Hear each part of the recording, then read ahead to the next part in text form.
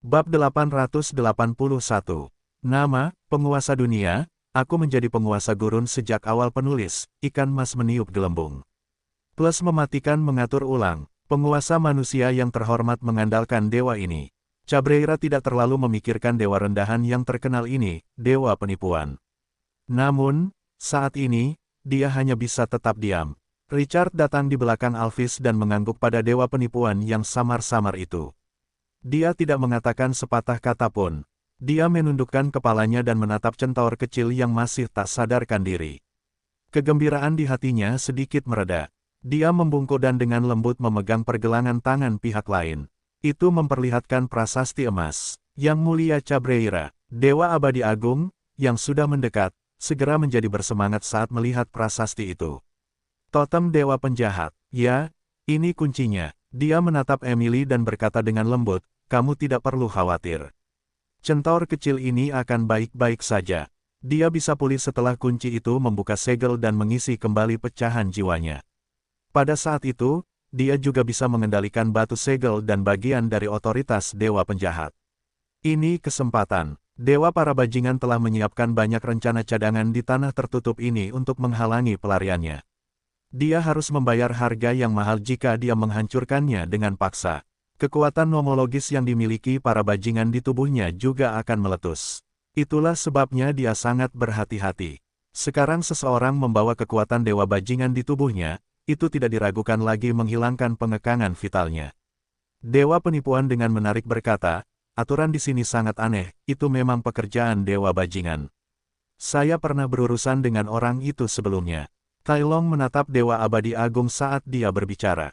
Yang mulia Cabreira, saya harap Anda dapat menepati janji Anda. Dewa Abadi Agung mayat hidup mengangguk. Saya sudah menandatangani kontrak dengan Tuan Manusia terhormat King Qiu. Saya tidak akan menentangnya. Dia berkata dengan penuh arti, saya tidak menyangka Tuan Tai Long akan berdiri di belakang Tuan King Qiu. Dewa penipuan tersenyum dan menggelengkan kepalanya. Tidak. Saya tidak memenuhi syarat untuk mendukung Tuan Richard. Dia sekarang adalah pelindungku. Api jiwa Dewa Abadi Agung mayat hidup, yang mengira dia telah melihat kartu truf Richard, bergetar ketika dia mendengar ini. Pihak lain adalah pelindungnya. Ini, hubungan mereka sebaliknya. Sosok yang diselimuti pasir kuning itu menjadi lebih misterius di dalam hatinya. Richard mengabaikan emosi Dewa Abadi Agung mayat hidup yang berfluktuasi. Dia menenangkan diri dan berbicara perlahan. Mari kita mulai. Dewa Abadi Agung mayat hidup menatapnya dalam-dalam. Dia memberi isyarat ke belakangnya. Dia berbalik dan pergi. Richard melirik Dewa Penipuan. Yang mulia Tai Long, tolong jaga dia, selamatkan Emily terlebih dahulu jika terjadi bahaya mendadak. Situasinya sangat rumit, meskipun altar pahlawan dapat menghidupkannya kembali. Dia tidak dapat menjamin bahwa Emily tidak akan menderita kerusakan apapun setelah altar pahlawan membangkitkannya. Dewa Penipuan mengangguk. Dia menatap sosok heroik di hadapannya dan merasa sedikit emosional. Penguasa daratan Grace selalu tidak dapat diprediksi. Itu sama di Tower Plain, di Tanah Kehidupan, dan sekarang. Tai Long mengira Richard telah memanggilnya untuk terlibat dalam pertempuran ketika dia mendengar berita tentang Dewa Abadi Agung dari mayat hidup yang muncul di pendakian. Dia tidak menyangka Richard telah mengendalikan situasi bahkan sebelum dia tiba. Akan sulit baginya untuk menghadapi kemunduran lagi dengan sikap Dewa Abadi Agung saat ini. Tidak perlu banyak usaha baginya untuk membantu merawat centaur itu. Dewa Abadi Agung dari mayat hidup tidak memiliki lebih banyak pikiran dan bahkan lebih dari itu setelah dia melihat Dewa Penipuan. Dewa Penipuan memiliki reputasi yang buruk tetapi masih memegang gelar Dewa Penipuan. Jadi sulit baginya untuk tidak melihat melalui pikirannya. Hubungan antara kedua belah pihak menjadi harmonis lagi dengan kekuatan eksternal untuk menyeimbangkan situasi. Richard memerintahkan Alphys untuk mengikuti Dewa Abadi Agung mayat hidup saat kembali ke kuil kuno yang belum runtuh. Alphys berhenti di pintu masuk dan membawa Lorena dan Dewa Penipuan ke aula. Mereka membuat tempat tidur pasir dan menyeret centaur kecil itu ke aula. Dewa Abadi Agung mayat hidup menunjuk ke altar tulang putih di tengah. Letakkan centaur kecil di atas. Dia awalnya adalah penjaga tempat ini. Semua kekuatan ramah dan bergantung padanya, jadi tidak ada yang tak terduga akan terjadi. Richard mengangguk dan perlahan menempatkan Emily di atas altar tulang putih. Batu penyegel itu melonjak energi tak terbatas dan berada tepat di atas kepala Emily. Prasasti emas di pergelangan tangannya bersinar saat dia berbaring di altar tulang putih. Energi di sekitarnya langsung melonjak. Rune padat di altar juga berangsur-angsur beriak. Dewa abadi agung dari mayat hidup segera melangkah maju saat melihat ini. Dia menekan lengan fisiknya di altar tulang putih. Energi itu melonjak keluar, meskipun itu bukan berasal darinya. Richard mendengar pemberitahuan setelahnya. Di gelombang bawahanmu, centaur kecil Emily telah menerima warisan unik dan saat ini mengendalikan kekuatan hukum, penguasa alam liar. Semangat Richard bangkit mendengar isyarat itu. Dewa abadi agung dari mayat hidup benar. Itu memang gelar dewa, itulah kekuatan tertinggi di dunia ini. Pohon kuno dewa itu hanya menangkap sedikit jejak otoritas yang busuk. Kekuatan tempurnya telah menerima dorongan yang sangat besar. Seberapa besar kekuatan dewa yang dapat ditampung oleh kekuatan ini? Seberapa banyak yang dapat diberikannya kepada Emily? Dewa abadi agung dari mayat hidup meningkatkan intensitas masukan energi. Pembuluh darah pada jubah kulit manusia di belakangnya perlahan-lahan pecah. Pada akhirnya, orang bahkan dapat melihat darah yang mengalir deras di dalamnya. Harta karun unik ini menstabilkan tubuh ilusi dewa abadi agung. Kekuatan yang bukan milik elemen roh menutupi sekelilingnya. Richard melihat gurun yang ditumbuhi rumput liar dalam keadaan tidak sadar. Orang dapat menemukan bukit, tambang, hutan, dan pemandangan alam di gurun itu. Sejumlah besar kehidupan cerdas tinggal di sana, orc, goblin, halfling, badak, centaur. Bentuk-bentuk kehidupan ini bercampur dan saling bermusuhan. Mereka berkembang biak dan hidup tanpa henti di tanah ini. Itu bukan hanya tanah yang ditumbuhi rumput liar, tetapi juga tanah harapan yang membawa banyak nyawa.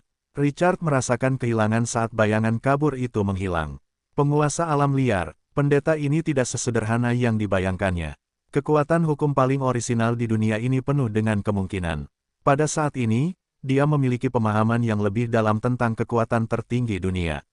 Baik itu kekuatan pasir kuning yang dikendalikannya, otoritas busuk yang digerakkan oleh pohon kuno dewa, atau wilayah gurun yang disentuh Emily, masing-masing dapat menggali potensi tak terbatas mereka. 5 menit, 10 menit. Waktu berlalu dengan cepat. Proses Dewa Abadi Agung mayat hidup yang menyuntikkan kekuatan ke altar tulang putih berlangsung selama setengah jam. Gelombang energi bertiup dan melonjak seperti tsunami.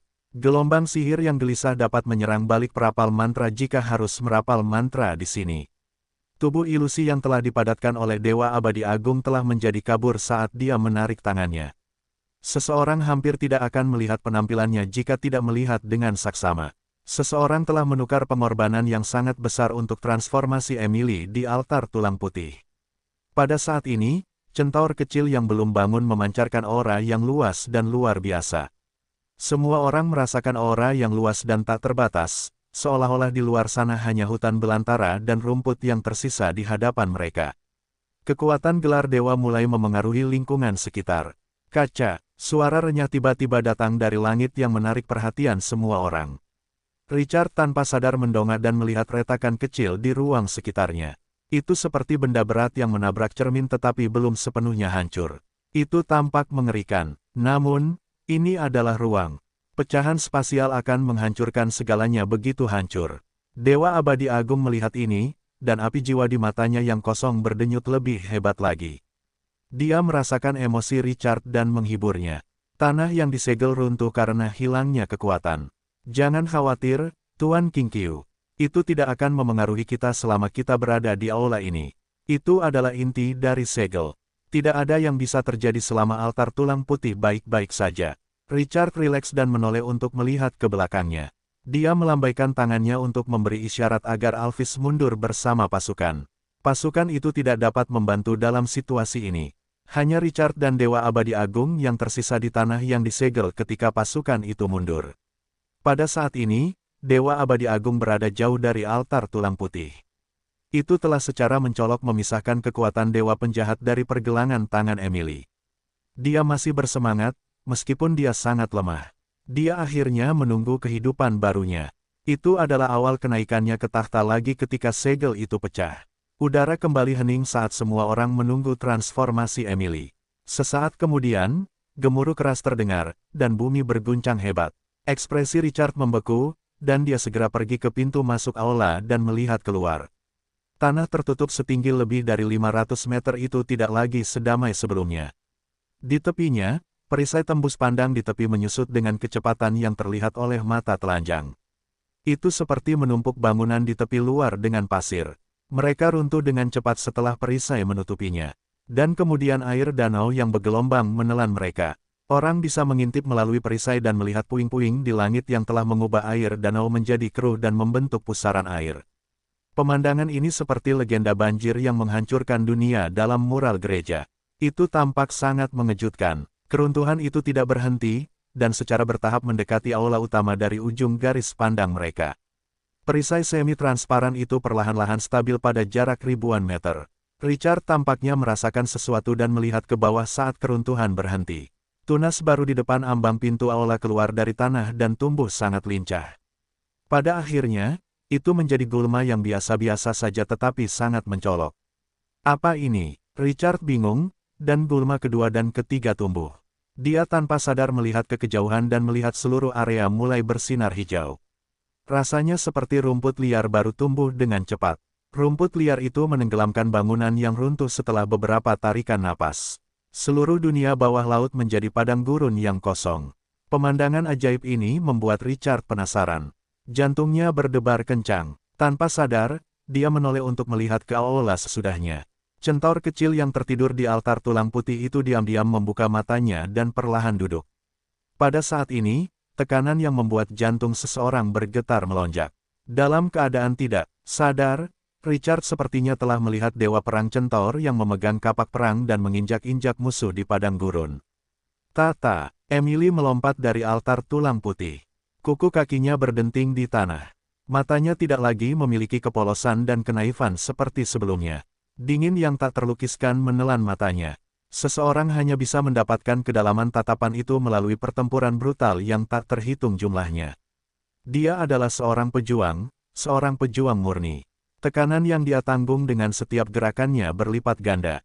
Rumput liar di luar aula dengan gesit menyebar saat Emily terbangun. Itu seperti tinta yang menetes ke air jernih. Gulma dan tanaman merambat menyelimuti gedung-gedung tinggi yang diukir mayat hidup dalam 2 atau 3 menit. Itu seperti seseorang telah melangkah ke tanah terlantar dari beberapa peradaban. Namun, semua ini selaras dengan sosok Emily. Dia membangkitkan alam liar ini. Di gelombang bawahanmu, Centaur Emily, telah berhasil mengendalikan gelar ilahi, penguasa alam liar. Di gelombang Emily sangat cocok dengan gelar ilahi penguasa alam liar. Dia telah memperoleh karakteristik level yang mulia pengembara alam liar. Di gelombang Emily telah menemukan pecahan jiwa yang hilang. Itu telah memulihkan kekuatan di tubuhnya. Level 20 Transcendent. Di gelombang Emily telah menyatu ke dalam inti tanah tertutup selama transformasinya. Itu telah mengubah seluruh tanah menjadi wilayah kekuasaannya. Di gelombang Emily telah menarik perhatian sistem dewa alam liar karena dia mengendalikan sebagian dari tugas ilahi alam liar. Petik 2. Serangkaian pemberitahuan membuat jantung Richard berdetak lebih cepat. Itu memunculkan transenden kedua di Twilight City. Terlebih lagi, dia bertanggung jawab atas tugas ilahi yang sesuai dengan centaur kecil itu, penguasa alam liar. Itu adalah kekuatan dewa, otoritas penguasa hukum. Kekuatan ini cukup untuk memungkinkan bos ini melangkah ke tingkat yang lebih tinggi. Richard tidak menyangka Emily yang tiba-tiba akan memberinya manfaat yang sangat besar. Gelombang darah ini sangat menguntungkan. Transenden yang memegang kendali atas hutan belantara. Emily kehilangan ingatannya. Itu mengakibatkan penurunan dari dewa setengah ke level 1. Tapi dia akhirnya melangkah ke jalan kemuliaan lagi. Dia mendapatkan kembali kemuliaan yang seharusnya menjadi miliknya. Richard menarik napas dalam-dalam beberapa kali. Dia menatap sosok yang dingin dan mengesankan di depan altar tulang putih. Dia membuka panel atribut Emily dengan antisipasi yang intens. Ekspresi di wajahnya berseri-seri dengan minat ketika dia menutup panel lagi. Transcendent ini, yang telah mencapai level 20, memiliki 3 keterampilan yang luar biasa, tubuh abadi, wilayah belantara, dan penjahat belantara. Dia memiliki 6 keterampilan Beyond Areng, eksekusi berdarah, teknik pertempuran tak tertandingi, pembakaran kidara, penghancuran pasukan kavaleri berat, tebasan mengamuk, dan hentakan perang. Selain itu, ada juga karakteristik luar biasa, Stop Blade, yang dapat mengabaikan pertahanan musuh dan secara langsung menyebabkan kerusakan pada jiwa. Karakteristik, dapat mengubah ukuran tubuhnya dengan bebas. Bakat rasial, dapat berlari di langit. Belenggu, alam liar, meningkatkan semua atribut menjadi 50% untuk setiap penurunan kekuatan sebesar 10%. Kekuatan pertempuran Emily melambung ke tingkat yang mengerikan dengan keterampilan ini. Richard tidak bisa menahan diri untuk tidak tersentak dengan kegembiraan yang intens. Itu adalah seorang transenden yang telah menguasai tugas ilahi. Dia adalah Emily yang berubah, prajurit Twilight City. Emily tidak dapat menentukan siapa yang lebih kuat jika Archduchess Vampir, Lorraine, telah mencapai level 23 dan memiliki keterampilan serangan dan pertahanan Dark Apostle yang luar biasa. Emily memiliki kendali atas 5% dari penguasa alam liar, tetapi itu berbeda dari otoritas busuk pohon kuno dewa. Itulah satu-satunya hal yang disesali Richard. Seseorang hanya bisa menggunakan otoritas busuk dalam pertempuran untuk meningkatkan kekuatan. Penguasaan alam liar lebih damai, dan atribut yang melekat padanya tidak begitu merusak. Itu lebih tentang peningkatan kekuatannya dan dampaknya pada fraksi Wilderness. Emily bisa langsung mengumpulkan pasukan yang kuat jika dia membiarkannya kembali ke alam liar. Itulah penguasa baru alam liar. Richard telah melangkah ke tanah hukum yang dilanggar ini, dan keuntungannya sudah dibesar-besarkan. Bangkitnya transenden kedua dalam situasi yang tidak stabil seperti itu tidak diragukan lagi memiliki nilai strategis yang besar bagi Twilight City. Itu akan memainkan peran kunci dalam rencananya. Lebih jauh lagi, transenden ini sangat tirani jiwa. Richard terlalu tegang untuk waktu yang lama. Pada saat yang sama, Emily yang dingin dan tegas tampaknya terbangun. Dia melihat sekeliling dan melihat Richard. Matanya tampak mencair seperti es dan salju, dan dia langsung rileks. Senyum hangat tersungging di wajahnya. Dia segera berlari ke arah Richard. Tata, kuku kuda itu menghentak tanah dan menghasilkan gelombang berirama. Emily meraih tangan Richard dan memeluknya erat saat dia mendekatinya. Dia memutar tubuhnya dengan bangga. Ayah, aku menjadi lebih kuat, dan aku telah memulihkan ingatan yang sebelumnya telah hilang sepenuhnya. Dia memiringkan kepala kecilnya saat berbicara. Senyum bahagia bersinar di wajahnya yang cantik. Aku mendengarmu memanggilku saat aku tertidur. Aku tahu ayah tidak akan meninggalkanku. Richard terkejut. Emily, ingatanmu sudah kembali. Tapi mengapa rasanya tidak ada yang berubah? Dia masih terlihat seperti anak kecil. Centaur kecil itu mengangkat kepalanya dan menatapnya dengan senyum murni di matanya yang lembut. Ya, aku ingat semuanya, namun, aku menyerah pada masa laluku. Richard mengerutkan kening. Menyerah pada masa laluku. Pandangan aneh melintas di mata Emily. Suaranya lembut. Aku tidak ingin menjalani ratusan ribu tahun hidup sendirian. Aku akan selalu memilih hidup hari ini bersamamu, ayah. Dia terjun ke pelukannya saat berbicara. Dia dengan rakus mengendus aroma yang membuatnya merasa nyaman. Postur tubuhnya tak terlukiskan. Richard terkejut. Ini bukan tentang pemulihan dan penguatan centaur kecil itu. Tapi dia memilih hidupnya sekarang daripada masa lalu. Beberapa mengusap kepala centaur kecil itu dengan kesedihan di hati mereka. Emily hanyalah alat yang digunakan untuk menjaga Dewa Abadi Agung, meskipun dia memiliki kekuatan seorang dewa setengah. Dia adalah penjaga kesepian yang tidak bisa pergi selama ratusan ribu tahun. Tidak ada yang mau menanggung kehidupan seperti itu untuk kedua kalinya. Emily akan meninggalkan masa lalunya dan melangkah maju menuju kehidupan baru. Dia tidak perlu lagi khawatir tentang statusnya di Twilight City setelah dia mendapatkan kembali ingatannya. Semua kekhawatirannya akan berakhir hari ini. Api jiwa Dewa Abadi Agung yang kabur tiba-tiba melonjak beberapa kali sebelum dia diam-diam tenang ketika dia melihat pemandangan ini. Itu adalah emosi yang sangat murni. Dewa Abadi Agung tampaknya sudah melupakannya sejak lama. Namun, waktu telah menghapus segalanya. Setelah terdiam cukup lama, dia berkata perlahan, Tuan manusia Kingqiu yang terhormat, segelnya telah rusak. Saya telah menghubungi para pengikut fraksi abadi. Saya harus pergi. Suara hampa itu mengandung nada rumit yang sulit dipahami orang luar. Saat berbicara, dia melambaikan tangannya sedikit ke samping. Kaca, dinding aula yang ditumbuhi rumput liar dan tanaman merambat itu tiba-tiba berdesir dan mengibaskan debu dalam jumlah yang sangat banyak. Kemudian sebuah patung kerangka jatuh dari dinding dan berjalan ke sisi Richard. Orang hampir tidak dapat mengenali tubuh patung yang dipenuhi rumput dan debu itu sebagai patung tulang putih. Ini hadiahku untukmu, meskipun aku sudah membayarmu. Aku tetap harus berterima kasih atas bantuanmu. Dewa Abadi Agung terdiam sejenak setelah mengatakan itu. Kemudian dia melanjutkan, aku sudah menunggu hari ini terlalu lama. Aku akan kembali ke alam maut dan mendapatkan kembali otoritasku. Dunia sedang mengalami perubahan besar. Aku akan melangkah ke tingkat yang lebih tinggi. Tuan manusia King Qiu yang terhormat, aku berharap di masa depan, kita masih bisa bertemu lagi. Kedua belah pihak dulunya bermusuhan tetapi telah memperbarui hubungan mereka sebagai sekutu. Mereka bukan teman, tetapi mereka juga bukan musuh. Richard menatap tajam ke arah Dewa Abadi Agung. Aku menantikan hari ini. Richard melambaikan tangannya saat berbicara, dan sebuah batu permata biasa muncul di tangannya. Pasir di sekelilingnya melonjak keluar, dan pasir kuning mengembun menjadi sebuah nampan. Richard menyerahkan batu permata itu kepada Dewa Mayat Hidup. Nada suaranya serius. Ini adalah token yang aku padatkan menggunakan kekuatan pasir kuning. Selama kamu menghancurkannya, aku akan segera tahu di manapun kamu berada dan seberapa jauh itu. Silakan hancurkan jika Yang Mulia membutuhkan bantuanku di masa depan. Dewa Abadi Agung menatap batu permata yang tidak mencolok di hadapannya dan merasa sedikit geli. Dia adalah Dewa Abadi dari mayat hidup, tetapi dia membutuhkan bantuan dari seorang penguasa manusia. Dia mungkin tidak peduli jika sebelumnya. Dari sudut matanya, dia melirik dewa penipuan yang diam, lalu ke patung dewa kuno di tangan penguasa manusia, dan perlahan mengangguk. Dia berkata dengan penuh arti, penguasa manusia King Qiu yang terhormat, Anda adalah manusia pertama yang memberi saya barang seperti itu. Saya akan mengingat persahabatan ini. Untuk masa depan, selamat tinggal untuk saat ini, temanku. Ding gelombang kedekatan Dewa Abadi dari mayat hidup terhadap Anda telah meningkat menjadi persahabatan. Dewa mayat hidup selesai berbicara. Satu-satunya lengan mengeluarkan cahaya dingin. Krak, satu-satunya lengan melemparkan pukulan, dan ruang meledak.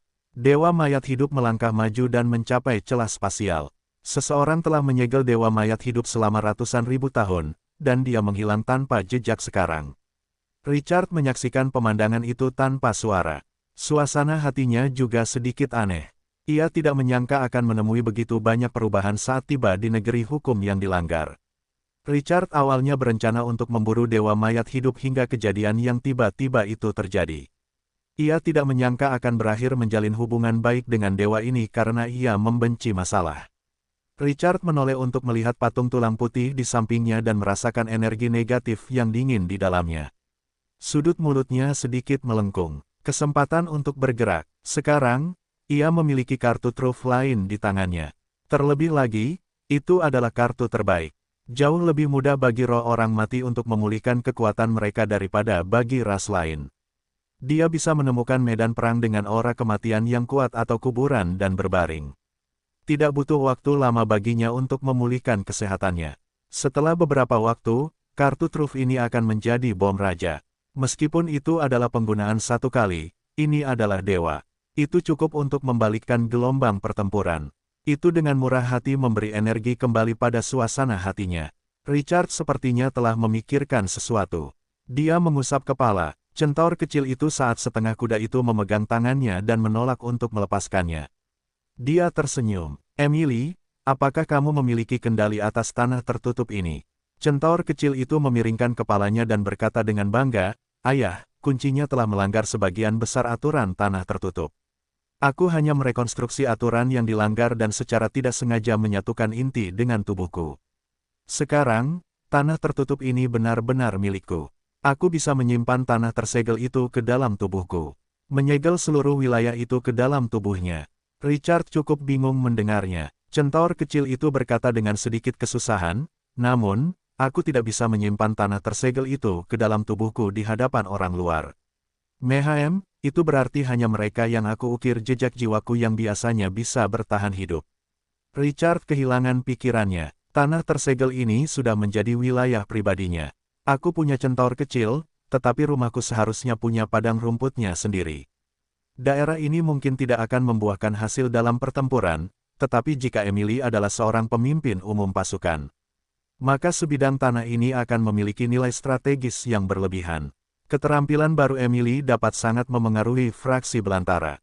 Centaur kecil ini memiliki lebih banyak jalan untuk diambil dalam arah pengembangannya. Richard bertanya setelah dia memuji Emily dalam benaknya.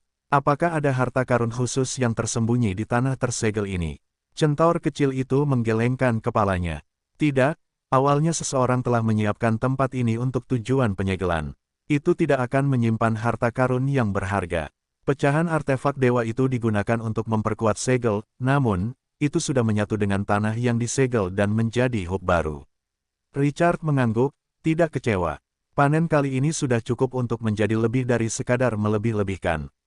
Dia berbalik dan melihat sekeliling. Ayo pulang, mereka tidak lagi berlama-lama sesudahnya. Richard membawa Lorena bersamanya. Dewa penipuan itu telah diam selama ini, melewati perisai tembus pandang, dan muncul kembali di permukaan danau. Pada saat ini, pasukan Twilight City telah menutup seluruh danau. Alphys segera terbang turun dan membantu Richard bangkit lagi. Memiliki naga undead peringkat A super ini sebagai tunggangan lebih menarik perhatian daripada apapun. Richard melihat ke bawah dan menemukan bahwa tanah yang disegel telah menghilang. Air danau di sekitarnya mengalir deras. Itu menenggelamkan segalanya. Tanah hukum yang dilanggar ini telah menjadi sejarah. Sesaat kemudian, Emily muncul dari air berlumpur. Transcendent ini telah mengubah auranya dan dengan lincah berlari di udara. Rambutnya yang panjang berkibar tertiup angin. Dia tampak sangat gagah berani. Centaur kecil itu mendatangi Richard, dan dia merasa sedikit lebih baik ketika dia melihat senyum gadis itu. Eksplorasi Vermin telah berakhir. Richard tidak perlu lagi khawatir tentang masalah yang telah dikhawatirkannya selama berbulan-bulan. Perjalanan ini membantu Emily menerobos ke transendensi dan membuatnya mendapatkan bagian dari pemerintahan hutan belantara dan sebidang tanah pribadi miliknya. Selain itu, dia juga telah membangun hubungan awal dengan Dewa Undead yang abadi. Dan dia memiliki kartu truf yang kuat di tangannya. Secara umum, putaran ini hanya menguntungkan. Dia segera memerintahkan pasukan untuk kembali. Richard telah memperbaiki masalahnya yang paling kacau. Langkah selanjutnya adalah menaklukkan kerajaan El. Pesawat yang dihuni puluhan juta orang ini adalah tanah yang penuh minyak. Dengan ukuran Twilight City saat ini, jika mereka dapat menghancurkannya, mereka dapat meningkatkan kualitasnya. Tepat saat dia terbang keluar dari danau, sebuah pemberitahuan sistem terdengar di telinganya. Ding gelombang rawa busuk telah melahap bertonton daging dan jiwa. Itu telah menaikkan level ke level 3. Mata Richard berbinar. Apakah dia akhirnya mendapatkan sesuatu dari memberi makan beberapa pesawat? Rawa busuk level 3 dapat merekrut prajurit mahkota perintah sistem terus bergema. Ding gelombang rawa busuk telah meluas sejauh 10 km. Diameternya telah mencapai 30 km. Jumlah sarang pasukan yang diproduksi secara otomatis per minggu telah meningkat menjadi 3. Jumlah maksimum sarang pasukan yang diproduksi sendiri meningkat sebesar 10. Jumlah sarang pasukan yang diproduksi sendiri, 30. Jumlah maksimum sarang pasukan, 40. Jumlah total pasukan, 600 Glorious 1 star. Level sarang pasukan yang diproduksi sendiri dapat ditingkatkan dari Glorious 3 star menjadi Crown 3 star. Sarang pasukan yang telah diproduksi dan direkrut dapat mencapai Crown 3 star setelah mengonsumsi energi, daging dan jiwa. Ding gelombang rawa busuk telah memperoleh keterampilan baru Corrosive Volition dan Decay Power. Corrosive Volition, aura rawa busuk akan terus-menerus terkorosi. Itu akan mengubah mereka yang terinfeksi korosi menjadi pelayan dan anggota setia rawa. Kekuatan pembusukan, rawa busuk akan secara otomatis merekrut 1000 tentara atau lebih. Itu akan secara otomatis memunculkan unit pahlawan. Pahlawan ini akan menjadi lebih kuat saat ia tumbuh lebih kuat. Seseorang dapat mengonsumsi daging dan darah untuk bangkit kembali setelah kematiannya di rawa busuk. Itu mengejutkan Richard saat dia membaca pemberitahuan berulang kali.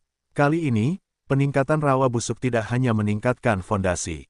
Itu juga memperoleh 2 karakteristik baru kehendak korosif dan kekuatan pembusukan. Yang satu dapat merusak pasukan di rawa dan mengubah mereka menjadi sekutu mereka, sementara yang lain dapat memunculkan unit heroik. Kekuatan pertempuran pasukan dengan dan tanpa komandan pahlawan berada pada 2 level yang berbeda. Gelombang peningkatan level ini secara langsung menebus kekurangan rawa busuk. Jumlah maksimum sarang pasukan mencapai 40, seperti untuk rawa busuk level 3. Itu adalah sarang tingkat mahkota. Dengan kata lain, selama jumlah pasukannya lengkap, mereka hanya perlu menyediakan energi daging dan jiwa yang cukup setiap minggu untuk menghasilkan 40 tim pasukan mahkota. Itu adalah sesuatu yang dia dapatkan secara gratis. Rasanya menyenangkan untuk tidak dikurung untuk sementara waktu. Tetapi akan jauh lebih baik untuk dibebaskan untuk selamanya. Hahaha, bibir Richard melengkung menjadi senyum lebar. Pasukan di rawa busuk itu sama dengan sistem emas hitamnya, yang dapat terus meningkatkan potensi mereka. Itulah yang paling memuaskannya. 600 pasukan tingkat tinggi 3 bintang yang mulia di rawa busuk akan segera menjadi pasukan bintang 3 mahkota, pasukan tingkat atas. Rawa busuk naik level kali ini, dan kekuatannya langsung menyambut lonjakan. Dia sangat senang. Dia kehilangan banyak nyawa selama pertempuran yang tak terhitung jumlahnya di berbagai bidang, dan Richard tidak tahu berapa banyak yang telah tewas di rawa busuk itu. Namun, seseorang dapat menggambarkan pembunuhan dengan pisau pinjaman dan menyaksikan harimau bertarung dari pinggir lapangan sebagai sesuatu yang sempurna. Menurut pertempuran intensitas tinggi ini, tidak akan lama lagi sebelum rawa busuk mencapai level 4. Richard masih berharap rawa busuk mencapai level 5 dan dapat merekrut pasukan Transcendent. Para Transcendent berada di puncak rantai makanan di era cemerlang. Bahkan kota besar seperti kota Solan, yang berada di tepi gurun kematian, memiliki pasukan teratas dengan orang penting yang mulia yang mengawasinya. Jumlah prajurit Transcendent terbatas. Rawa busuk bahkan dapat menurunkan pasukan yang mulia di level berikutnya. Dia belum melihat seperti apa prajurit yang mulia itu. Potensi pertumbuhan rawa busuk membuat harta karun ini sebanding dengan artefak ilahi. Dewa Kurcaci telah memberinya hadiah yang murah hati. Richard menenangkan dirinya. Dia terus memimpin pasukan kembali. Segera, tanah pasir hisap terlihat. Richard tampaknya telah memikirkan sesuatu dan berbalik untuk melihat dewa penipuan sementara dia berdiri di belakang Alphys. Yang mulia Tai Long, apakah Anda menemukan orang yang percaya? Wajah tua Tai Long yang kabur menatapnya dengan emosi yang halus dan menggelengkan kepalanya. Saya sudah memiliki beberapa target, tapi saya belum memutuskan. Richard menatapnya dengan penuh arti. Yang mulia Tai Long, apa pendapat Anda tentang Dewa Abadi yang agung? Dewa penipuan tidak mengerti mengapa dia mengajukan pertanyaan itu. Tapi dia merenung dan masih menjawab dengan tulus. Dewa mayat hidup adalah anggota inti dari sistem dewa. Dia cukup terkenal karena pengejarannya yang keras kepala untuk keabadian. Namun, dia selalu berada pada kekuatan ilahi tingkat menengah karena dia sangat keras kepala. Dia bisa menjadi eksistensi kekuatan ilahi tingkat tinggi jika dia melepaskan segel kali ini. Nada suaranya terdengar rumit. Sudah waktunya untuk mempercepat. Tai Long menghela nafas pelan dan kembali ke topik utama. Adapun kepribadian, tidak ada yang bisa menebak inti dari mayat hidup. Makhluk-makhluk yang tidak mengenal kematian ini mungkin suatu hari ingin menghancurkan dunia hanya karena mereka bosan. Kita tetap harus berhati-hati saat berhadapan dengan dewa mayat hidup. Mayat hidup bukanlah sekutu yang dapat diandalkan. Richard tersenyum tanpa komitmen, matanya yang dalam menatap lurus ke arahnya. Dia berkata dengan hati-hati, saya selalu berharap Yang Mulia Tai Long akan menjadi teman sejati Twilight City. Pernyataan Richard memikat dewa penipuan itu. Responsnya sama sekali tidak berhubungan dengan kekhawatiran sebelumnya. Tai Long melihat sosok tampan berselimut pasir kuning melangkah maju dan menepuk bahunya sebelum dia bisa berbicara. Kemudian, penguasa manusia menunjuk ke gerbang spasial Tanah Suci. Aku akan menyerahkan rawa busuk itu kepadamu. Di masa depan, aku membayangkan Twilight City dapat mengatasi semua rintangannya bersamamu. Tai Long berbalik dan pergi saat dia berbicara. Dia mendarat langsung di pasir hisap. Dewa penipuan itu menatap punggung Richard. Matanya bergerak sedikit apakah pihak lain bercita-cita merekrutku. Menaklukkan dewa sebagai bawahan. Benar-benar, keberanian itu mengagumkan. Dewa penipuan menggelengkan kepalanya dan berhenti memikirkannya. Itu cukup tinggi baginya untuk tunduk. Meskipun potensi Twilight City sangat mengesankan. Richard pastilah dewa utama dari sistem ilahi. Tai Long mendapatkan kembali ketenangannya dan tidak berlama-lama lagi. Dia berbalik dan melangkah ke Tanah Suci. Dia kembali dari sisi lain gerbang spasial ke rawa busuk yang diselimuti kabut merah. Naga Plain telah menjadi tempat pembantaian yang kacau oleh 7 atau 8 pesawat. Selanjutnya, lebih banyak pesawat akan membuka saluran. Richard tidak terlalu memperhatikan dewa penipuan. Sudah cukup bahwa dia bisa menggunakan dewa ini sekarang. Apa yang akan terjadi di masa depan tergantung pada waktu. Dia melihat cacing pasir hampa yang bercokol di tanah pasir hisap. Itu seperti tembok kota raksasa. Waktu makhluk hampa ini dapat membuka gerbang spasial meningkat setiap kali ia tumbuh. Itu memberinya banyak ruang untuk bermanuver berulang kali. Tanah suci juga bisa membuka gerbang spasial. Tapi itu tidak nyaman seperti cacing pasir hampa. Itu tidak akan bertahan lama pada tahap ini. Tanah suci lebih cocok untuk digunakan sebagai pangkalan belakang. Kelincahan cacing pasir hampa tidak ada bandingannya. Richard bertanya kepada pohon kuno dewa apakah ada berita dari kerajaan El. Richard menerima respons negatif dan memerintahkan pohon raksasa berwajah manusia yang bengkok untuk melindungi daerah tersebut. Richard menempatkan beberapa proyek penting di daerah ini. Tanah pasir hisap menyampaikan tugas yang semakin berat. Perlindungan bos yang tak terkalahkan, pohon kuno dewa, sendiri dapat membuat Richard merasa aman dan nyaman dengan percaya diri. Selain itu, pohon kekejian raksasa dan karakteristik trinnya sendiri dapat melakukan tugas tersebut dengan tepat. Richard kembali ke Vermin tanah hukum yang dilanggar. Situasi di sini menjadi semakin bergejolak karena semakin banyaknya kemunculan pesawat. Namun, tanpa diduga, dia tidak menemukan pesawat lain di luar El dan Abyssal Planes yang memancarkan aura busuk. Richard mengerahkan kembali penduduk dari Tanah Suci beberapa hari setelah situasi mereda. Produksi dilanjutkan. Namun, pada saat yang sama, kota baru bernama Eternal City tidak berhenti dibangun dan dioperasikan. Blue Hoof City menyediakan pasukan lebih dari 10.000 tawanan perang, yang menjadi tenaga kerja utama. Twilight City menahan para tawanan ini. Pengepung biadab yang tidak dikenal menangkap dan memenjarakan mereka selama solidaritas Blood Hoof City dan dunia bawah. Proses itu melenyapkan beberapa ras yang sangat jahat dan keras kepala dan hanya menebus tawanan yang dapat mendengarkan perintah. Selain itu, 2.000 kurcaci berwarna abu-abu dan boneka mekanik di kota benteng juga bergabung dalam pembangunan Tanah Suci baru, Kota Abadi. Kota yang dirancang dan dibangun di Tanah Suci itu tumbuh pesat dengan kekuatan-kekuatan baru ini. Para prajurit telah membangun Kota Abadi menurut aturan penduduk asli di era cemerlang, dan sang penguasa sendiri yang melakukannya, tidak seperti Kota Twilight, di mana panel atribut dapat ditingkatkan secara langsung. Kerugiannya adalah membutuhkan banyak tenaga kerja dan waktu. Keuntungannya adalah tidak memerlukan teknologi, populasi, atau tingkat bangunan sebagai prasyarat. Mereka dapat membangun di mana saja. Teknologi Kota Twilight belum memenuhi persyaratan. Itulah alasan utama kota itu terjebak di tingkat elit. Bagaimanapun, mereka memiliki kelebihan dan kekurangan. Kota Twilight adalah fondasinya. Kebangkitan Kota Abadi tidak akan mengurangi vitalitasnya. Namun, Richard tidak bercita-cita untuk mengembangkan Kota Abadi seperti kota pada umumnya. Ia bermaksud membangunnya menjadi benteng perang. Kota Abadi di masa depan akan menjadi basis produksi yang aman. Itu juga bisa menjadi benteng perang yang dapat membuka gerbang spasial dan secara langsung memblokir masuknya musuh. Richard dapat mencapai tujuannya selama kota itu terus berkembang sebagai bidang kesucian dan keabadian. Waktu telah berlalu dengan cepat. Saat itu Senin, tanggal 8 Januari tahun 7601 dari era cemerlang. Berita datang dari bidang El bahwa kedua putri El telah menghubungi tokoh terpenting di kerajaan El, Duke Singa. Dia bersedia berdiri di sisi keluarga kerajaan El dan mengirim pasukan untuk menyerang Duke Darah yang mengamuk.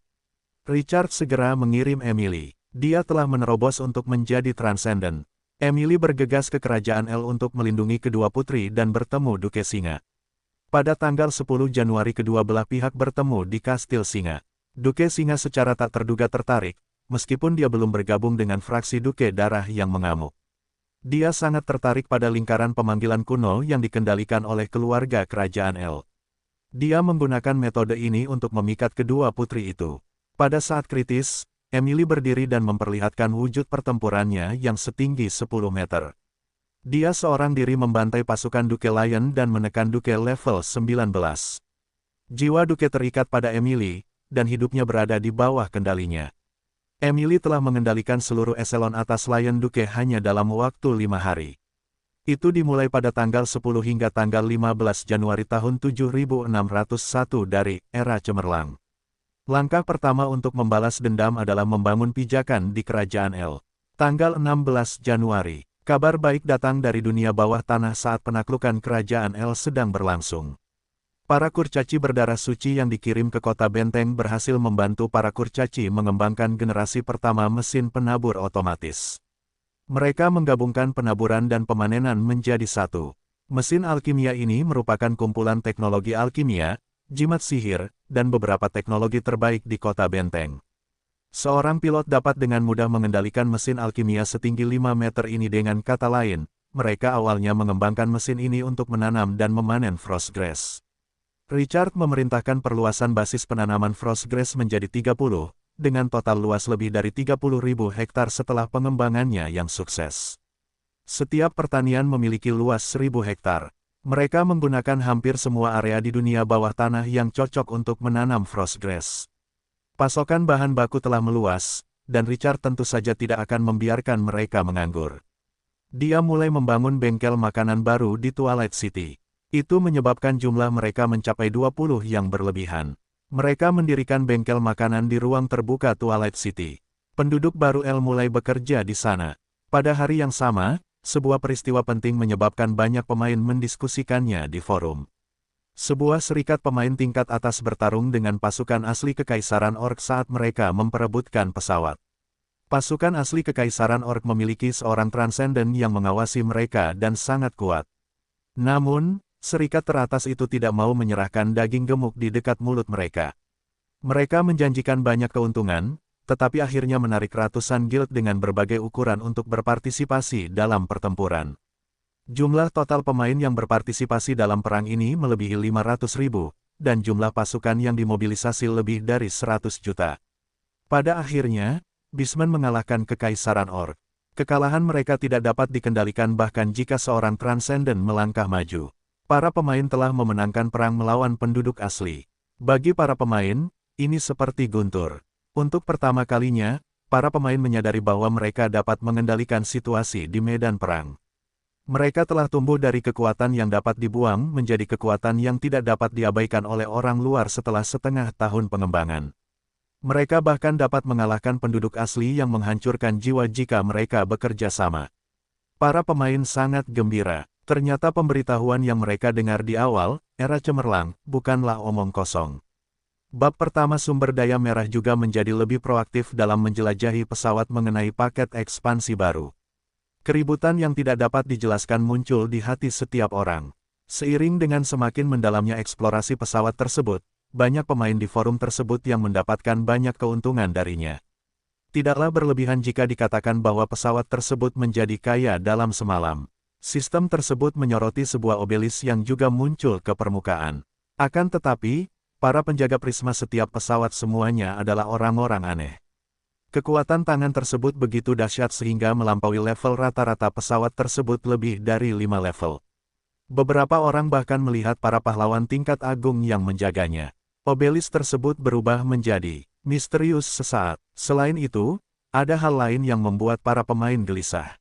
Crimson Moon bangkit. Itu memungkinkan kekuatan para dewa kuno yang tersisa di berbagai bidang muncul kembali. Dalam penjelajahan para pemain, banyak yang beruntung memperoleh kekuatan para dewa kuno yang tersebar di berbagai bidang. Mereka menemukan bahwa kekuatan para dewa kuno dapat meningkatkan potensi para pahlawan dan meningkatkan kekuatan pasukan mereka. Penemuan itu mengejutkan. Beberapa pemain bahkan telah mengubah kelas mereka menjadi level langka kuno dengan kekuatan dewa kuno. Dalam lingkungan seperti itu, penjelajahan bidang secara bertahap meningkat. Dan konflik terkait terjadi setiap hari. Dia juga merasakan sedikit tekanan saat dia bersemangat. Lebih dari 500.000 pemain berpartisipasi dalam pertempuran ini. Jumlah yang dilebih-lebihkan hampir 100 juta pasukan dan 10.000 legiun membuat jantungnya berdebar kencang. Kekuatan Twilight City jauh di depan pemain papan atas manapun.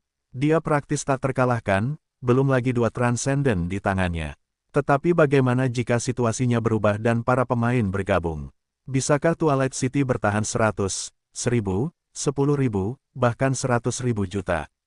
Pertanyaan ini membuatnya merenung. Richard berpikir lama. Dia akhirnya tersenyum. Dia masih memiliki kota abadi jika hampir 10.000 legiun menyerang, dengan lebih dari 100 juta prajurit. Tidak seorang pun dapat melakukan apapun padanya jika dia menutup gerbang spasial. Namun, jalan buntu tidak akan memberinya pilihan pada saat itu. Richard menghela napas dalam-dalam. Tatapannya perlahan-lahan mendapatkan kembali tekadnya. Dia akan membiarkan Twilight City memiliki kekuatan untuk menghancurkan semua kekuatan karena dia tidak tertarik untuk bergabung dengan siapapun. Dia sendiri adalah Kham Gurun. Tidak peduli berapa banyak musuh yang ada. Jadi apa? Semangat heroik memenuhi matanya. Baru setelah sekian lama ia tersadar kembali. Strateginya sangat luas, dan kakinya harus kokoh. Twilight City masih perlu terus bercocok tanam dan berkembang. Terlebih lagi, tentakel penguasa korosi akan meluas ke Twilight City pada awal Maret, 1,5 bulan kemudian. Di langit di luar kota, Dewa Kurcaci menutup sementara celah spasial. Itu meluas setiap hari. Pedang Damokles tergantung di atas kepala seseorang. Itu semakin mengancam. Ia perlu memanfaatkan waktu untuk menjadi lebih kuat dan memotong belati di tenggorokannya. Berlalunya waktu tidak berhenti atas kemauan siapapun. Tanggal 20 Januari. Sudah 4 hari sejak pertempuran antara para pemain. Emily memegang otoritas dan manipulasi atas Duke Singa. Para pemain telah memasuki keadaan kegembiraan. Intensitas penjelajahan mereka terhadap pesawat telah menjadi semakin berlebihan. Kerugiannya tidak sedikit, tetapi keuntungannya juga melimpah. Menurut statistik, kekuatan keseluruhan para pemain meningkat dengan cepat. Pemain menjelajahi pesawat, dan bab tersebut menjadi aktif. Pasukan Twilight City tidak berhenti beroperasi untuk rakyat L. Kedua putri dari keluarga kerajaan L memiliki Emily sebagai pendukung mereka, dan mereka menggunakan pasukan Lion Duke untuk mengumpulkan lebih dari 5 legiun. Mereka jauh lebih kuat daripada saat mereka tidak memiliki apa-apa, meskipun kurang dari 2 legiun yang merupakan elit sejati. Berita tentang kematian Lion Duke segera menyebar. Tindakan ini langsung menimbulkan kegemparan besar. Banyak golongan mulai bergolak, dan bahkan beberapa bangsawan besar diam-diam mengirim surat untuk menyatakan dukungan dan kesetiaan mereka kepada kedua putri tersebut. Seorang adipati yang berubah menjadi pemberontak menghancurkan keluarga kerajaan L belum lama ini. Banyak yang menjadi serakah akan kekuasaan, tetapi banyak juga yang tetap setia. Selain itu, pemberontakan adipati darah yang sangat dingin membuat beberapa orang tidak puas. Kedua putri itu tidak dapat menyembunyikannya lagi, jadi mereka hanya mengibarkan bendera keluarga kerajaan L dan menyerukan kepada semua orang untuk melawan pengkhianat yang hina dan kejam, adipati darah yang bergolak. Badai mulai muncul di kerajaan L. Hati orang-orang goyah, dan adipati darah yang bergolak mulai mengerahkan pasukan dari berbagai provinsi untuk mengepung dan menekan wilayah adipati singa dari segala arah. Pengkhianat kerajaan L berencana untuk memusnahkan perlawanan terakhir dari keluarga kerajaan dalam satu gerakan. Di mata mereka yang memiliki mata yang tajam, situasi telah berkembang sedemikian rupa karena pengkhianat itu dengan sengaja memanjakan mereka. Penguasa L saat ini ingin melenyapkan harapan terakhir keluarga kerajaan L, yaitu menggunakan darah segar untuk membangun gengsi mereka. Seluruh kerajaan L akan berada di bawah kendalinya saat ia memenangkan pertempuran. Pada tanggal 22 Januari ketika kerajaan L sedang kacau dan perang yang dapat menentukan nasib seluruh dunia sedang terjadi, Richard berencana untuk pergi ke L untuk mengambil alih situasi secara keseluruhan. Serangkaian pertempuran yang berhasil membebaskannya dari segudang masalah yang rumit. Namun, ia menerima kabar baik semenit sebelum ia meninggalkan istana raja. Ding gelombang bengkel pandai besi melakukan penelitian tanpa henti siang dan malam. Itu telah meningkatkan teknologi serangan sarang patung batu orang mati ke tingkat khusus. Itu telah memperoleh karakteristik baru gunung rusak. Catatan, setiap patung batu orang mati dapat mengonsumsi 500 unit permata untuk meningkatkan teknologinya di bengkel pandai besi. Patung batu orang mati yang baru dapat langsung memperoleh karakteristik serangan ini. Gunung rusak, ini melepaskan semua kekuatan pada kapak perang dan memberikan pukulan fatal pada satu target. Itu dapat membantai musuh dengan potensi atau level yang lebih rendah daripada dirinya sendiri atau pada kontak eksekusi jiwa. Itu dapat memberikan 3 kali kerusakan pada musuh dengan potensi yang lebih tinggi daripada pengguna. Itu memiliki tambahan 40% kerusakan armor pierce. Untuk meningkatkan penelitian dan pengembangan teknologi, Richard memerintahkan Adele, yang bertanggung jawab atas asosiasi pandai besi di dunia bawah tanah, untuk mengumpulkan pandai besi yang luar biasa dan mengirim mereka kembali ke Twilight City. Pada awal bulan ini, Adele membawa 20 pandai besi terpilih kembali ke Twilight City untuk membantu Sam, pandai besi berlengan 1, dalam penelitian dan pengembangannya. Teknologi serangan patung batu orang mati akhirnya mencapai ketinggian baru setelah lebih dari setengah bulan, dengan upaya bersama mereka. Richard tersenyum ketika dia melihat karakteristik baru yang diperoleh dari patung batu orang mati. Setiap panen membuatnya merasa bahwa investasinya sebelumnya membuahkan hasil. Itu sama untuk membangun lingkungan untuk menempa berbagai teknologi di dunia bawah tanah, juga berinvestasi dalam penelitian dan pengembangan teknologi. Patung batu orang mati, kartu truf Twilight City, sekarang bergerak maju ke kekuatan dan kekuatan yang luar biasa dengan karakteristik tambahan dari teknologi canggih. Skill ini dapat menangani pasukan dengan potensi dan level yang lebih rendah dari dirinya. Jika seseorang melihat ke atas, skill ini dapat dengan murah hati memperbaiki kerusakan yang tidak memadai pada unit tingkat atas musuh. Skill ini akan langsung meledak dengan kekuatan penghancur yang besar jika seseorang menggunakannya untuk mengeroyok bos. Seseorang dapat menerobos pertahanannya. Batas atas kekuatan pertempuran Richard melonjak sekali lagi. Dia akan membutuhkan 500 unit permata untuk mempromosikan setiap patung batu orang mati. Itulah satu-satunya hal yang membuatnya tidak berdaya. Perjalanan pulang pergi ini akan menghabiskan 500.000 hingga 600.000 unit. Richard hanya bisa menggelengkan kepala dan mendesah. Setiap aspek pengembangan wilayah membutuhkan sejumlah besar sumber daya. Namun, ini sepadan dengan sumber dayanya. Dia membuka panel teknologi Twilight City dan melirik setelah dia mendapatkan kembali ketenangannya. Axe of the Dead, teknologi serangan tingkat biasa. Bandaget Mumi, teknologi serangan tingkat elit. Stone Statue of the Dead, teknologi serangan tingkat lanjut. Scorpion Warrior, teknologi serangan tingkat khusus. Richard mendesah dalam hati. Dia hanya mengembangkan teknologi 4 pasukan dalam waktu setengah tahun. Selain itu, Bandaget Mumi dan sarang Axe of the Dead sia-sia karena berbagai alasan. Dia hanya bisa menggunakan teknologi Stone Statue of the Dead dan Scorpion Warrior Lair. Itu terlalu lambat. Richard sedikit gelisah. Butuh waktu bagi hal-hal seperti teknologi untuk tenang. Namun, situasi saat ini membuatnya tegang. Dia harus melakukan semua yang dia bisa untuk mempercepat peningkatan dalam aspek ini. Waktu tidak akan menunggu siapapun. Musuh-musuh Twilight City tidak akan memberinya waktu yang banyak. Richard merenung. Dia akan memanggil Sam dan staf Departemen Penelitian dan Pengembangan lainnya dari Bengkel Pandai Besi untuk memberi mereka misi berikutnya ketika pemberitahuan sistem berbunyi lagi. Ding gelombang jumlah pahlawan di Bengkel Pandai Besi telah melampaui 20. Mereka telah berhasil mengembangkan teknologi tertentu. Bengkel Pandai Besi sekarang dapat memulai mode penelitian dan pengembangan tim.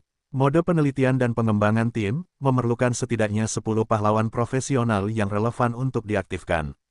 Kecepatan penelitian dan pengembangan meningkat sebesar 20%, dan tingkat keberhasilan meningkat sebesar 20% setelah aktivasi. Kecepatan penelitian dan pengembangan serta tingkat keberhasilan penelitian dan pengembangan meningkat sebesar 2%, dengan batas atas 50% untuk setiap rekrutan tambahan. Catatan 1, karakteristik tunggal pahlawan tidak dapat menyelamatkan penelitian dan pengembangan tim. Seseorang harus membayar seluruh jumlah. Catatan 2, meningkatkan investasi sumber daya akan meningkatkan kecepatan penelitian. Notifikasi tersebut mengejutkan Richard setelah dia berulang kali membacanya. Dia tidak menyangka jumlah orang dalam penelitian ilmiah dapat mengaktifkan karakteristik praktis seperti itu. Itu agak berantakan. Untuk penelitian ilmiah, karakteristik kaos itu sungguh tak ternilai harganya. Richard membuka panel atribut pasukan dan melirik sambil merenung. Yang terpenting, dia perlu mempelajari mumi Raja Bintang 3 Radiant Moon dan gabungan pasukan pengendali badai pasir. Teknologi serangan kedua pasukan kuat ini masih kosong. Pengendali badai pasir membutuhkan menara penyihir untuk meneliti teknologi sebagai pasukan perapal mantra. Kurangnya keterampilan Bengkel Pandai Besi dapat menunda pekerjaan. Namun, mumi Raja baru lahir Bintang 3 Radiant Moon, level 17 dari sarang pasukan kekaisaran adalah pilar pendukungnya. Nilai strategis dari jenis pasukan perkasa ini melonjak setelah sistem emas hitam dapat secara langsung mensintesis Raja Sarang Pasukan Kekaisaran. Teknologi ofensif tidak diragukan lagi merupakan cara tercepat dan paling murah untuk meningkatkan kekuatan pertempuran pasukan ketika mereka kekurangan sumber daya dan potensi untuk maju. Richard merenungkan dan meninjau teknologi patung batu sarang orang mati dan mencoba menaruhnya di Bengkel Pandai Besi untuk diteliti. Namun, notifikasi tersebut membuyarkan lamunannya. Ding gelombang level Twilight City saat ini adalah kota menengah level 3 level. Khusus, harap tingkatkan ke kota besar sebelum meneliti teknologi ini. Di atas level khusus adalah level mulia. Sistem tidak dapat mengembangkan kota menengah level 3. Richard menggelengkan kepalanya dan menatap teknologi level mulia prajurit kalajengking itu dengan sedikit emosi. Teknologi ini merupakan pengecualian karena berbagai alasan. Teknologi ini dapat dikembangkan jika Raja Sarang Pasukan Kekaisaran menggunakan teknologi ini. Richard kembali sadar. Ia memerintahkan para penjaga untuk memanggil Adele dan Sam agar membawa mereka ke rumah bangsawan. Suara langkah kaki terdengar dari luar tidak lama setelah para prajurit pergi. Adele kotor dan bermata panda. Sam hanya memiliki satu lengan dan melangkah masuk ke dalam rumah. Mereka langsung membungkuk saat melihat Richard. "Selamat siang, Tuan Richard." Richard menatap Adele. Ia malu dengan penampilannya saat memasuki rumah besar itu. Gadis pandai besi ini sangat cantik, tetapi asap, debu, minyak, lemak, dan api menodai pesona alaminya. Dia menatap pandai besi berlengan satu yang bersemangat. Sam, apakah Anda membuat kemajuan baru dalam penelitian Anda tentang patung batu orang mati? Sam berkata dengan gembira, "Benar, tuanku. Terima kasih kepada pandai besi bawah tanah yang dibawa Lady Adele dari dunia bawah tanah. Kami sekarang sedang melakukan bala bantuan tambahan pada tubuh patung batu orang mati." Langkah-langkahnya termasuk peleburan dengan sumber daya langka, dan kemudian Sam berbicara selama 7 hingga 8 menit sebelum akhirnya berhenti. Richard tidak bisa menahan senyum. Para peneliti ilmiah ini tampak sangat bersemangat ketika seseorang meminta untuk membahas bidang mereka. Mereka berbicara dengan sangat bersemangat tentang mereka. Richard memuji para pandai besi sesudahnya. Dia berkata perlahan, penelitian kelompok tidak diragukan lagi merupakan metode yang efektif. Itu dapat mempercepat kemajuan penelitian. Adele, lanjutkan ke kota Bloodhoof untuk mencari pandai besi bagi kami. Bawa juga level yang lebih rendah. Pertama-tama kita dapat meneliti teknologi serangan utama pasukan. Twilight City memperoleh sumber daya yang tak tertandingi, meskipun biaya berbagai aspek meningkat. Itu dapat mendukung biaya penelitian ilmiah beberapa pasukan pada saat yang sama. Itu langsung membuat Adele bersemangat. Richard mengangguk puas. Ia memuji wanita muda itu. Ia membantu mendirikan asosiasi pandai besi kota Bloodhoof untuk mempromosikan kemajuan teknik penempaan di dunia bawah. Mereka mendapat banyak keuntungan dari para pandai besi dari berbagai ras yang berbagi teknik penempaan rahasia mereka. Richard menyadari bahwa merekrut sekelompok orang berbakat adalah langkah strategis. Bukan negosiasi apakah orang-orang itu akan setuju untuk datang ke Twilight City atau tidak. Perekrutan itu adalah perintah. Sayangnya, tidak ada pilihan. Perintah Richard adalah satu-satunya aturan sebagai penguasa sejati dunia bawah. Segera bawa para rekrutan itu.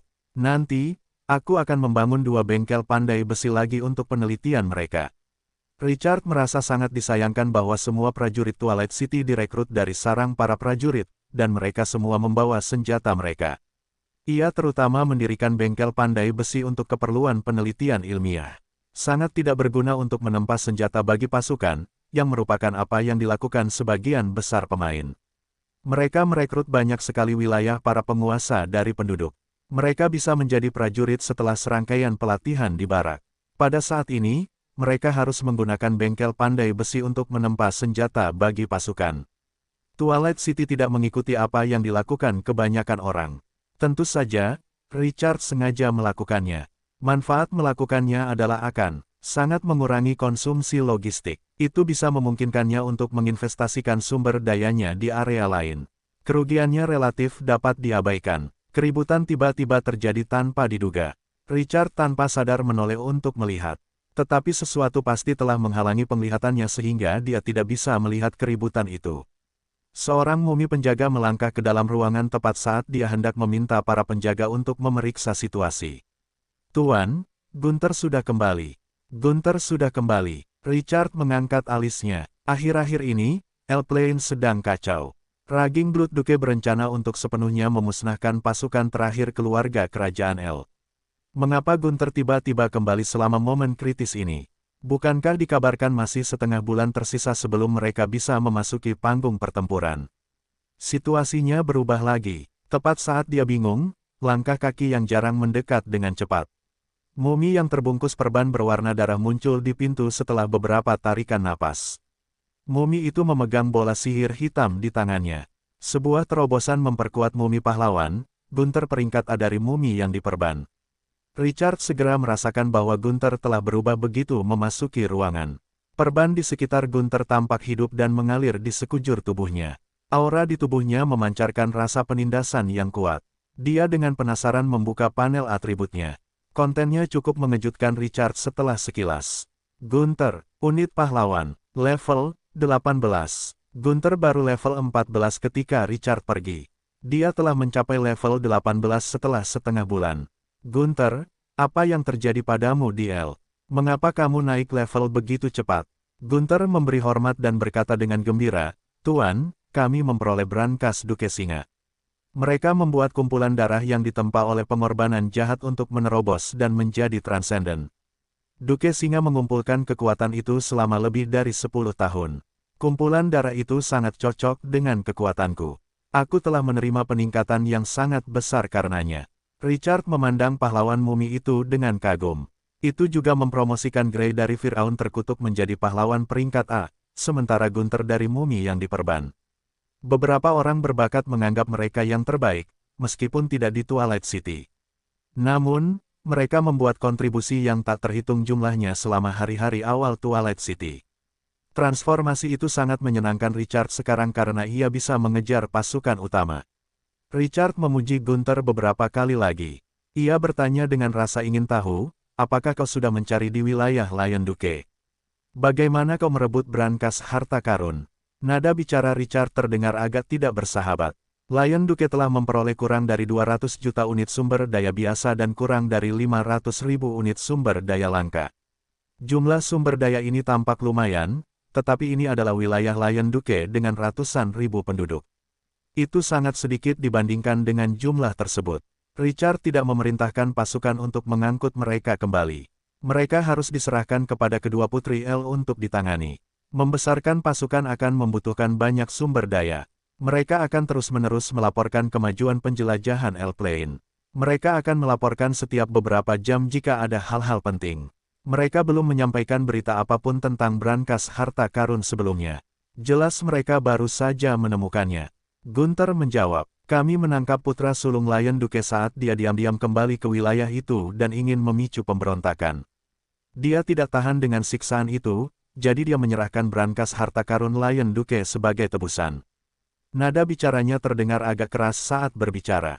Tuan, saya tidak hanya memperoleh banyak manfaat darinya, tetapi kami juga menemukan sejumlah besar sumber daya langka di brankas harta karun itu. Lion Duke telah menaruh banyak tabungan keluarganya di brankas harta karun itu. Jadi, pertama-tama kita akan mengangkut sumber daya ini kembali dari El. Itu langsung menggelitik minat Richard. Berapa banyak sumber daya yang kau dapatkan kali ini? Gunther berkata dengan gembira, Tuan, perkiraan jumlah sumber daya langka adalah 6 juta unit. Selain itu, ada 3 cetak biru bangunan khusus yang langka. Kami juga menemukan 10 sarang pasukan tingkat mahkota di dalamnya. 6 juta sumber daya langka. Cetak biru bangunan langka. Sarang pasukan mahkota. Richard merasakan gelombang kegembiraan. Sialan, apakah ini cara yang benar untuk menjelajahi pesawat? Dengan sumber daya ini, dia bisa meningkatkan semua sarang pasukan yang mulia di tangannya ke tingkat mahkota. Dia hendak berbicara ketika nada bicara Gunther tiba-tiba bergema dengan serius. Tuan, ketika kami menangkap putra tertua Duke Singa, kami menemukan seorang Lord Grace Mainland di sampingnya. Setelah interogasi, sejumlah besar Lord Grace Mainland memihak Duke Darah mengamuk. Mereka tampaknya telah menerima misi untuk menyerang keluarga kerajaan El. Kita akan berkonflik dengan para Lord Grace Mainland ini. Richard mengerutkan kening. Pemain, mereka juga memata-matai pesawat El. Dia mengenang pertempuran epik abad ini antara pemain dan penduduk asli Kekaisaran Orc.